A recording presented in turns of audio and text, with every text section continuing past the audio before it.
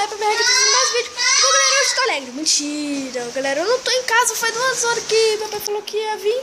E tipo, eu queria estar gravando o vídeo lá na casa do Marquinhos. Eu falei, caramba, o que eu posso fazer esse vídeo? Vai, não, sei lá, ela ficou 2 anos sem WhatsApp.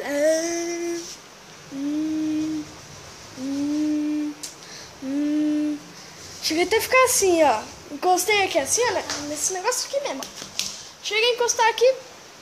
Ô, galera, quem é inscrito aí no meu canal, que conhece o canal do Buduca? Galera, eu fiquei tão feliz, ele mostrou a cara, velho.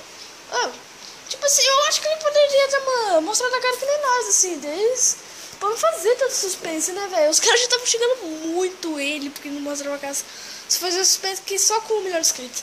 Ai, que raiva que tava dentro dele. Então, não foi, galera, mas esse vídeo foi mesmo pra avisar isso, que a frequência de vídeos vai diminuir, porque a gente não tá tendo muita coisa pra falar, mas se acontecer alguma coisa da hora, assim, pode deixar que a gente vai gravar. Mas por enquanto, tipo, se amanhã não tiver vídeo, galera, não estranha, por favor.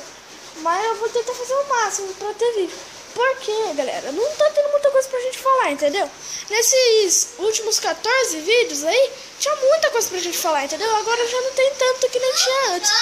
Então agora a frequência do canal vai abaixar um pouco, entendeu? Mas se vocês quiserem aí, deixa seu like favorito pra ajudar o canal a subir de novo.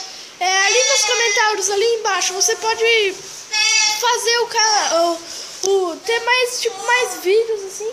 E eu não paro quieto, porque eu fico assim toda hora. Vou pé assim toda hora, assim, pra lá e pra cá, assim. É bom, gente, zoando. E bom, galera, eu vou ficando por aqui. Se você gostou do vídeo, seu like, seu favorito, se inscrever, que você já sabe, beleza? Tô falando e goodbye, esse vídeo, eu tô falando muito alô. Eu falo muito alô, galera. Eu sou que nem narrador de futebol, velho. Eu vou narrar, o Corinthians vai fazer um gol, eu tô com não, grito que só não grito que eu vou estar dormindo, beleza, galera? Então falou e fui!